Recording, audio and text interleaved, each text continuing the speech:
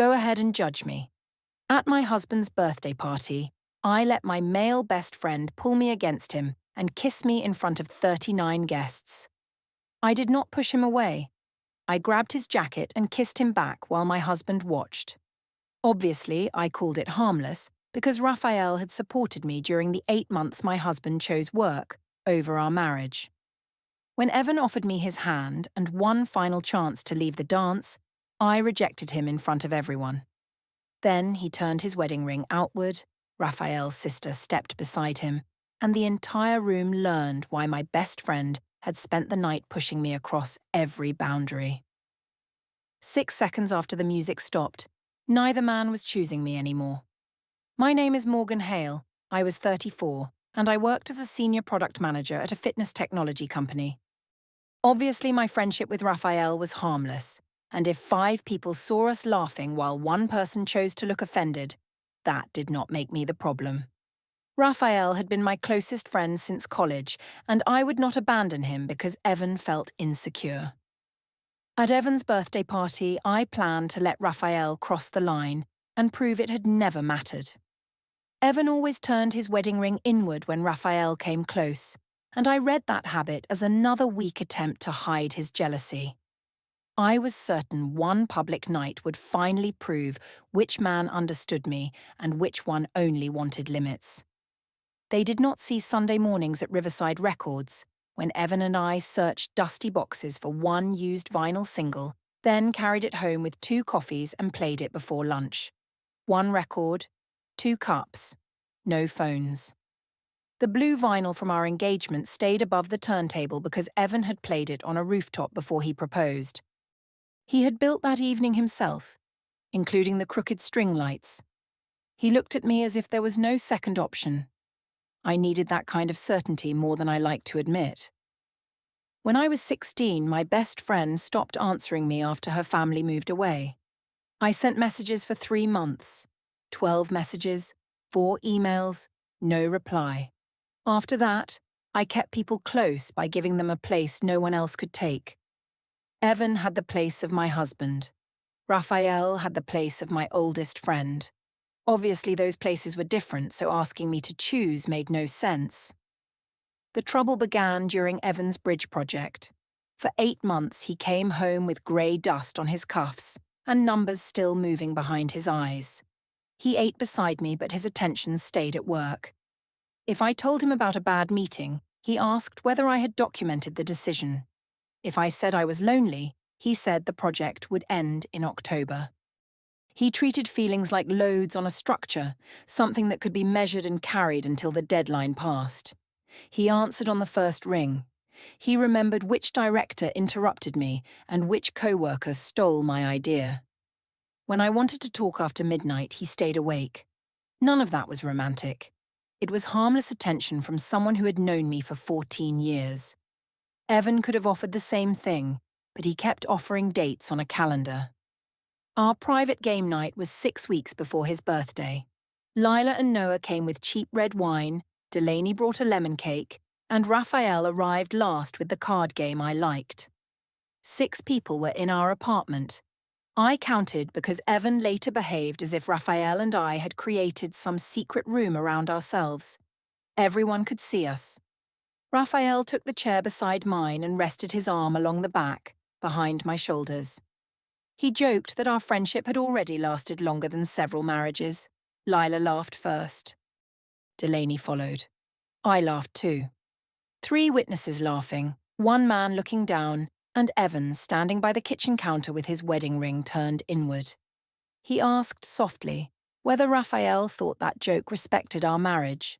Raphael lifted both hands and said he had only meant that Morgan was impossible to get rid of. I told Evan he was making a harmless joke sound dirty because he had decided to be offended. Noah stopped reaching for the cards, and Lila studied her glass. Raphael touched my shoulder and told Evan he would return me before midnight, even though we were already inside my home. Delaney laughed again. Lila gave a short smile. Noah stayed silent. 3 reactions in Raphael's favour, if silence counted as neutral. Evan pressed his thumb against the hidden side of his ring then began collecting empty glasses, although the game was not finished. I saw surrender in that movement. He had raised a complaint, lost the room and chosen dishes instead. So I leaned back under Raphael's arm and finished the round. I won by 11 points. After everyone left, Evan folded the score sheet into a narrow square. The apartment smelled of lemon peel and warm wine. Raphael's chair was still angled toward mine. Evan asked when Raphael had become the first person I called about our life. His voice held soft curiosity, which made the question more irritating. I said Raphael answered immediately, while my husband often needed a scheduled time. Evan asked whether I was rewarding Raphael for giving me the attention he had failed to give. For 1 second, the question landed too close to something private. I moved Delaney's cake plate into the sink and told him he was turning his work failure into a moral charge against me. Obviously, I had not created the distance between us. He had. He looked at the folded score sheet, turned his ring inward again, and asked if I still wanted him to be the person who knew me best. I told him marriage was not a contest and that a secure husband would not demand every part of his wife. The gap between us became quiet. He heard that I would not choose him. I heard that he wanted ownership. Evan placed the score sheet beneath the blue record above our turntable, then went to bed without touching me. The next morning, Raphael sent me a photo from the game. His arm ran behind my shoulders, my face was turned toward him, and Evan stood in the background with one thumb at his ring. Raphael said the picture proved my husband needed to relax. I forwarded it to Delaney. She answered in less than a minute and said Evan was making normal friendship look suspicious. Evan's rooftop birthday party was 6 weeks away, and he had trusted me with the playlist, including our blue engagement record. I decided the party would repair what private talks kept damaging. Raphael would stand close to me in front of everyone. I would not step away, soften the moment, or apologize for being understood. If Evan watched us cross his imaginary line and saw that the room still accepted me, he would finally stop asking me to choose. I opened the party plan on my laptop and moved Raphael's name beside mine for the first toast. For the next 4 days, Evan did not mention the game night, which suited me because I had a birthday party to build. The rooftop held 40 people, and I controlled every detail, from the lights above us to the order of the toasts. Obviously, planning his celebration was proof that I still cared about my husband. 20 invitations went out on Monday, 14 replies came that night, and Lila waited until Wednesday. I counted because her silence seemed pointed after the way she had studied her glass. When she finally replied, she asked whether Raphael would be involved in the entire party or only the toast. I told her he was my best friend, not a hired performer, so I was not assigning him a time slot. She then asked if Evan knew Raphael had seen the private photo from our game night and had made comments about our marriage. The photo had been taken in my home with 6 adults present, and nothing in it was private. Lila said she was asking because Raphael had repeated part of my argument with Evan while they waited for a car downstairs. I explained that close friends share context, especially when a husband keeps accusing them of things they have not done. Her reply took 9 hours. She said context was not the same as access. Delaney responded in 40 seconds when I sent her screenshots. The following evening, Raphael came to my office building with coffee and waited near the doors. He had marked 2 possible songs for his toast and wanted my choice. One was the old college track we used to play after exams. The second was the blue vinyl song from my engagement. I rejected the second option at once.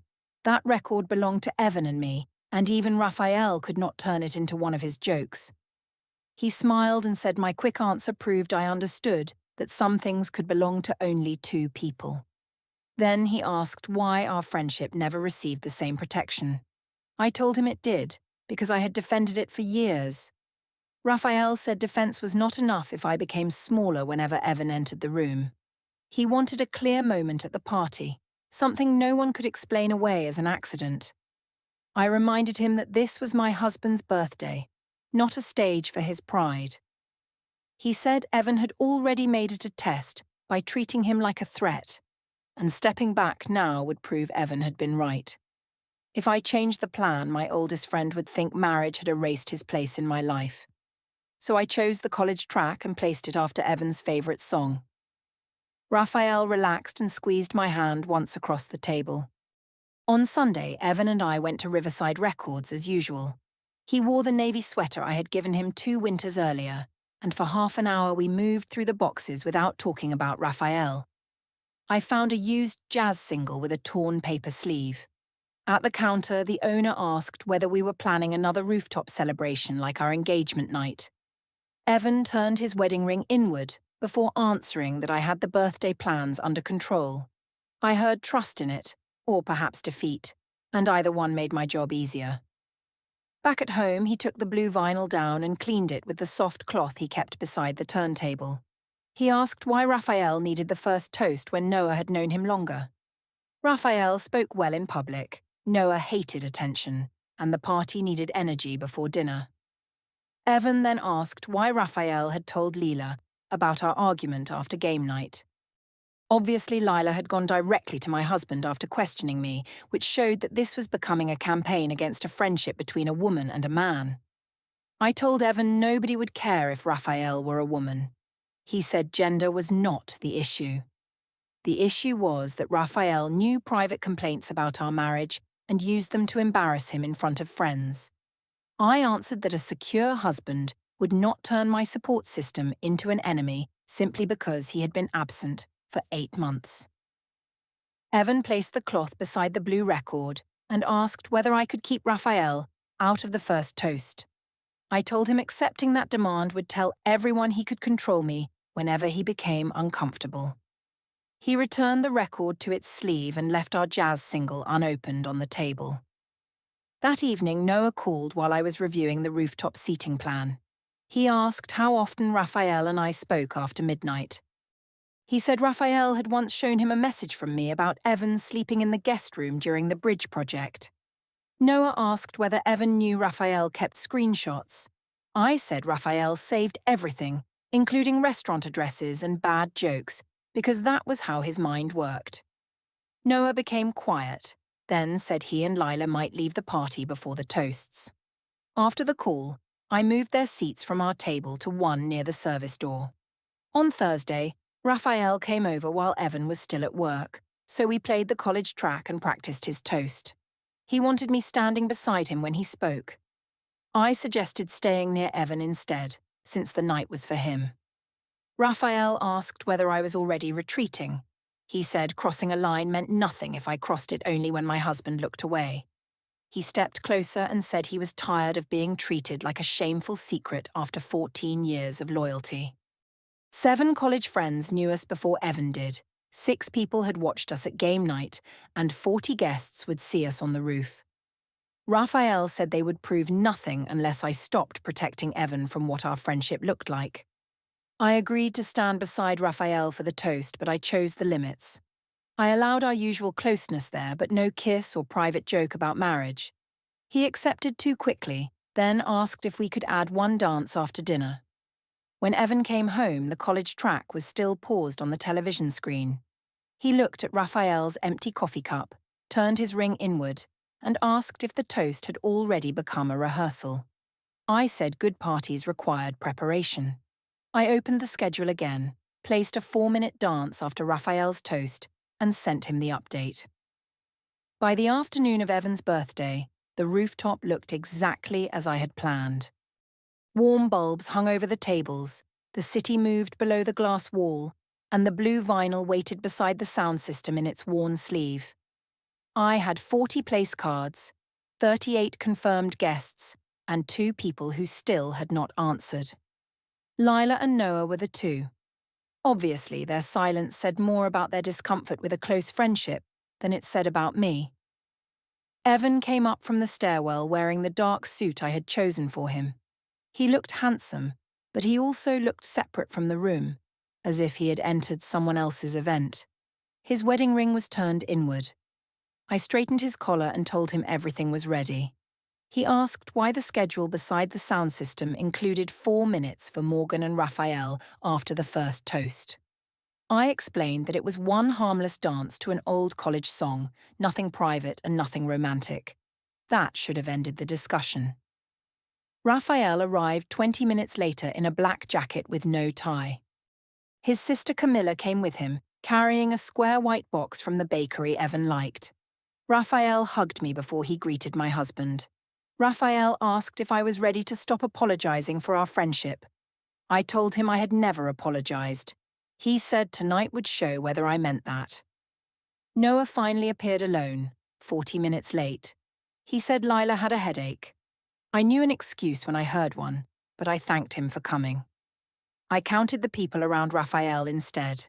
7 college friends, 4 former co-workers, and Camilla stood near him. That was enough proof that our friendship belonged in the room. Before dinner, the photographer asked everyone to gather beneath the warm bulbs. When the college group moved forward, Raphael came behind me and wrapped one arm around my waist. I placed my hand over his wrist so the pose would look balanced, and Delaney leaned against my other shoulder. The photographer lifted the camera. Evan was still beside me, but Raphael pulled me half a step backward until my body rested against his jacket. Someone near the bar laughed and said the old team was back.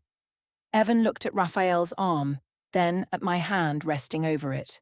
His thumb turned the ring inward until the plain metal side faced his palm. I expected him to move closer and prove he was not threatened. Instead, he stepped out of the group. One step. He stopped beside the sound table, leaving an open space at my right shoulder. I asked, loudly enough for everyone to hear, whether my husband planned to leave his own birthday picture because my best friend had touched me. Evan said the photograph already showed the arrangement I wanted. His voice stayed quiet. That made my response sound louder than I intended. I told him Raphael's arm was harmless, and that walking away in front of everyone only made him look jealous. Evan asked the photographer to continue without him. The camera rose again. For a few seconds, the empty place beside me looked larger than the people filling the frame. He looked finished with the question. My fingers loosened over Raphael's wrist. The city lights blurred behind the photographer, and I could hear the paper sleeve of the blue vinyl moving in the wind beside Evan. A simple thought came close enough to stop me. He was not asking to be chosen anymore. Raphael tightened his arm and told me the camera was waiting. I lifted my chin, replaced my hand over his wrist, and asked for 2 photographs instead of 1. The flash went off twice. After the group separated, Evan carried the blue vinyl inside the covered sound booth so the wind would not damage it. I followed him. He placed the record flat on a shelf and asked why I had needed to challenge him in front of everyone. I said he had created the scene by leaving the picture. He answered that Raphael had held me like a partner while I held his arm in place. There was no anger in his voice, only a quiet description of what had happened. I told him we had taken college photos that way for years, and that one pose could not erase 7 years of marriage. He asked why I needed to repeat it after seeing him step away. I said because his reaction should not control my body or my friendships. Evan looked through the booth window toward Raphael. He asked whether there was any action from Raphael that I would refuse simply because it hurt my husband. I called the question unfair. Obviously, good relationships were not built on tests. Evan pressed his ring with his thumb and said he had asked about one action, not our whole relationship. Then he opened the booth door for me. The quiet way he did it irritated me more than a fight would have. Outside, Raphael waited with 2 glasses of sparkling water. He handed one to me and asked whether Evan had tried to cancel the toast. I said Evan had only repeated his concern about the photograph. Raphael told me the picture had been important because everyone had now seen who stayed beside me and who walked away.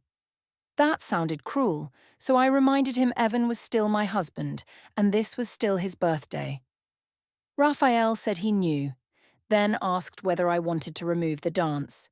I counted the guests within hearing distance. 9 people stood near the bar. Noah was by the stairs, and Delaney was walking toward us. I said the dance remained exactly where I had placed it. Delaney joined us, glanced toward the booth and said Evan would calm down once he saw everyone enjoying themselves. Dinner began 10 minutes later. Noah chose a table with Evan's co-workers instead of the seat I had assigned him. Camilla sat beside Raphael but spoke little. Evan took his place at the center table, with me on one side and an empty chair on the other. I had moved Raphael's chair beside mine that morning. When the plates were cleared, I carried the toast card to the sound system and placed it on top of the blue vinyl sleeve. Evan watched me from his seat with his ring still turned inward. I read his silence as permission.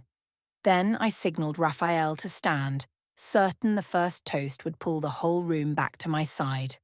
Raphael stood with his glass raised while conversations faded around him. I remained beside the sound system, one hand resting on the blue vinyl. Evan sat at the center table with his wedding ring turned inward and his face calm. Obviously, he had chosen not to create another scene. Raphael began by calling Evan a patient man and a gifted engineer. Then Raphael said patience had limits, especially when a person waited too long to understand the woman beside him. His references to college were harmless. He told the room that while Evan had been saving a bridge, someone else had been answering Morgan after midnight.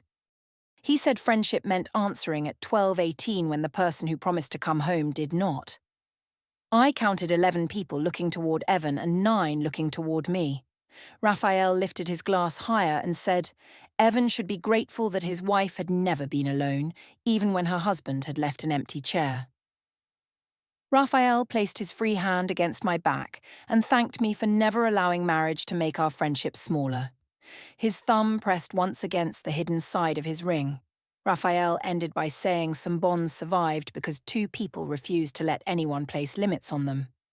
Raphael bent toward me and asked if that was clear enough. I told him he had gone further than the toast we planned. He said the room needed honesty, not another safe birthday speech. If I corrected Raphael in front of everyone, Evan would think he had won. So I lifted my glass and thanked Raphael for being the friend who always answered. Noah stood and walked toward the stairs before I finished speaking. 1 guest gone, 39 remaining. Camilla crossed the roof as soon as the music returned. She passed her brother without speaking and stopped beside Evan.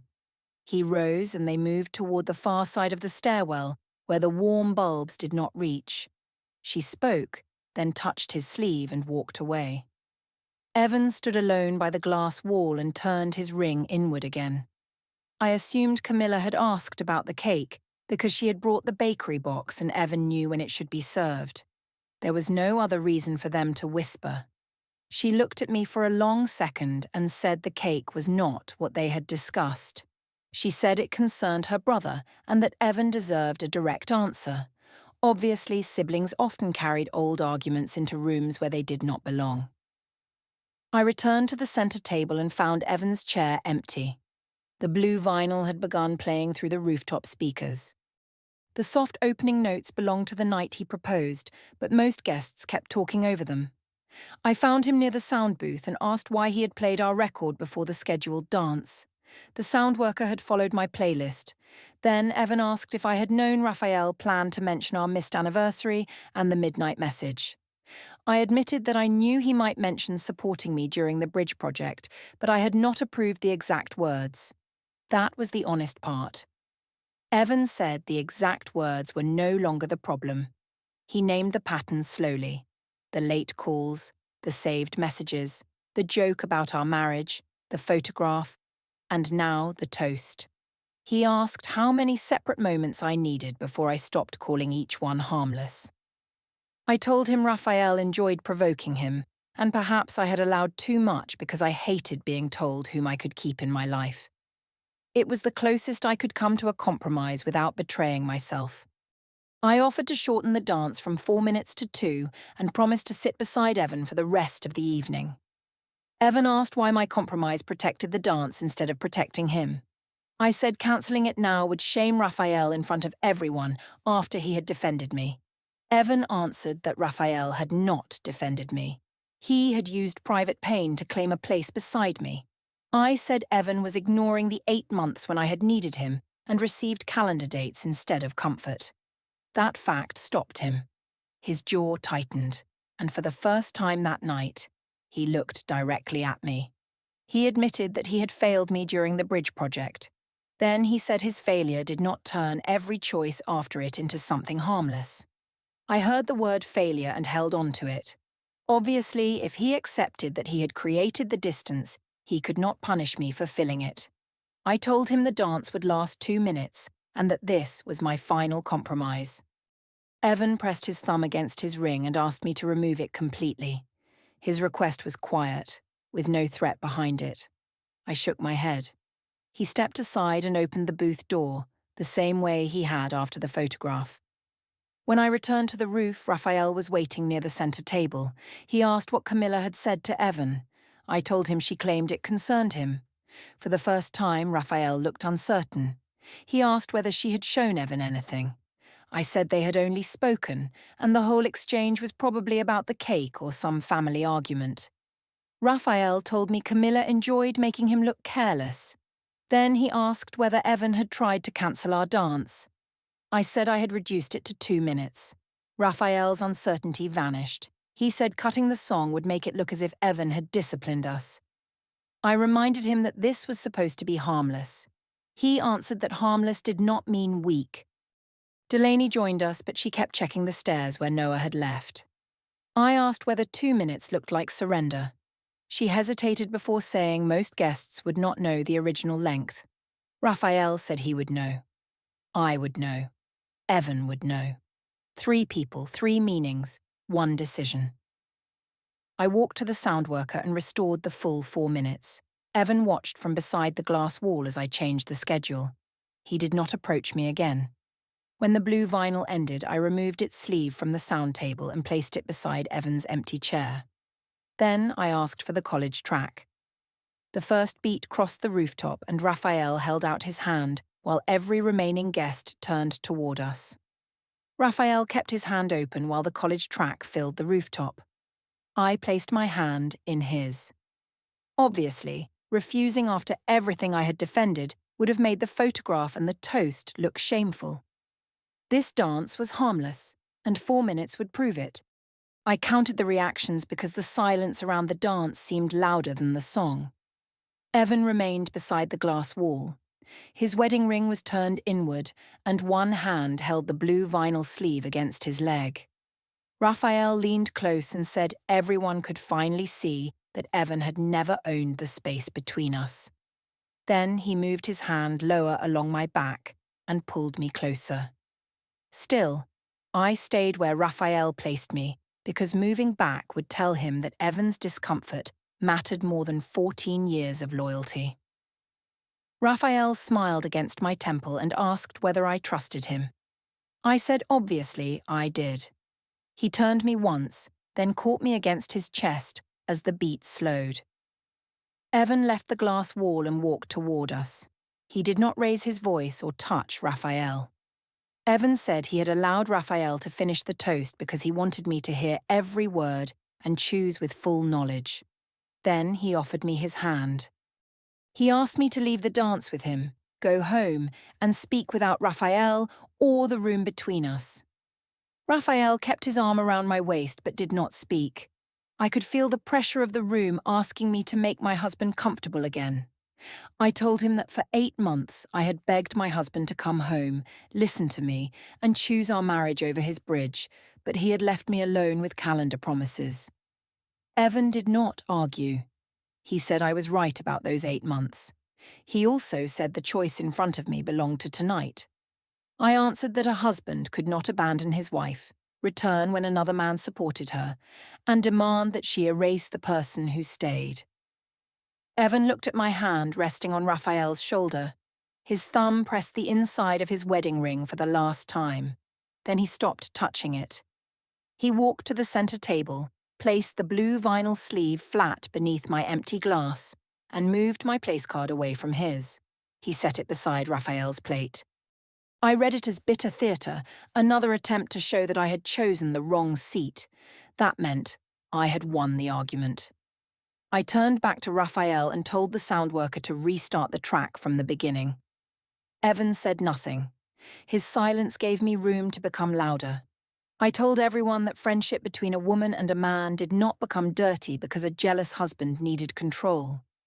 I said nobody had the right to make me ashamed of the person who had answered when my own home went quiet. Raphael raised my hand above our heads like we had won something. 3 people clapped. I counted because 3 was not 0. The music started again. This time Raphael did not keep the agreed distance. He pulled me against him from the first beat and guided both my arms around his neck. I allowed it. His face came close and he asked if I was going to retreat after making the whole room watch. I looked toward Evan. He stood behind his chair with both hands resting on the back. There was no anger left in his face. That looked like surrender. Raphael touched his forehead to mine. The guests became still. I heard the sound worker whisper that he was not paid for this.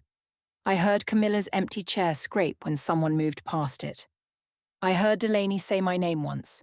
3 warnings, none of them strong enough to outweigh the fear that stepping away would make everyone who doubted us correct. Raphael asked me again whether I trusted him. I said yes. He kissed me. It was not an accident or a missed turn in the dance. He chose it, and I let him cross that line with my husband watching. For 1 beat, I did nothing. Then I closed my hand around Raphael's jacket and returned the kiss. The phones near the bar lowered. Someone set a glass down too hard. The music continued for 6 seconds before the sound worker stopped it. Raphael lifted his head and smiled as if the silence belonged to him. I kept one hand on his jacket because letting go immediately would look like regret. I had none. Obviously, 1 kiss could not rewrite 14 years of harmless friendship, and it could not erase the loneliness that had brought us there. I turned toward Evan, ready for anger, accusation, or one more demand. He gave me none. He picked up the blue vinyl sleeve, slid my place card inside it, and tucked it under his arm. Then he looked at Raphael and said the toast had been clear. He looked at me and said my answer had been clearer. That was all. Evan walked toward the stairs while guests moved aside without being asked. I called after him that leaving proved he had never wanted to understand me. He did not turn around. The stairwell door closed behind him. Raphael released my waist and reached for his glass. His hand shook slightly, though he covered it by taking a drink. I told him we had finally stopped pretending. He said we had finally made Evan face the truth. When I looked for Delaney, the place beside our table was empty. I sent her 1 message asking where she had gone, and she did not answer. 11 guests left within the next 10 minutes. The photographer packed his camera without offering the remaining pictures. Daniel took Evan's unopened gifts downstairs. The cake stayed inside its white box. Raphael asked whether I wanted to leave with him, but his voice had lost the force it carried before the kiss. I said leaving would make us look guilty, so we stayed under the warm bulbs while conversations broke into whispers around us. I believed Evan had withdrawn because he could not defeat what everyone had seen. The toast, the photograph, the offer, and the kiss had forced him to accept that Raphael would remain in my life. I counted 28 guests still on the roof and treated every remaining body as support. Then I asked the sound worker to play the college track 1 final time. The college track never restarted.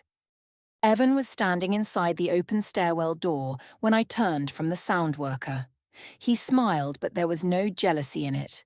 His wedding ring faced outward for the first time that night. Camilla stood beside him. She said Raphael had told her before the party that he planned to force me into choosing him publicly, because a private friendship was no longer enough. My hand stayed on the sound table.